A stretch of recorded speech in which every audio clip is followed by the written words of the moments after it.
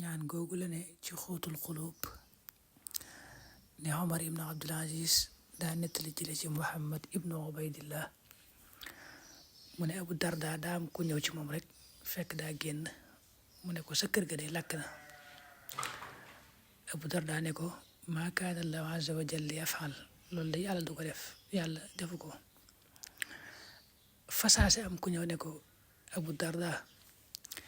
sawara wi de daa dem ba jege sa kër gi rek daa di fay.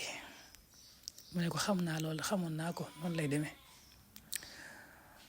Muhammad ibn Ubaydillah nee na ñu nekk di yéemu lool ci loolu mu wax. mu ne la man kat dama dégg yonent bi sallallahu alayhi wa sallam wax ne baat yi ku ko wax ci guddi wala ci bëccëg dara du ko mën a lor te waxoon naa leen. baat yooyu mooy allahumma anta rabbi la ilaha illa anta alayka tawakkaltu wa anta rabbul arshil azim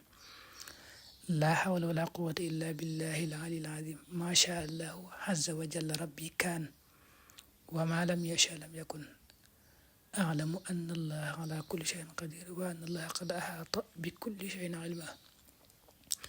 allahumma inni a'udhu bika min sharri nafsi wa min sharri kulli dabbatin anta akhidhun bi nasiyatiha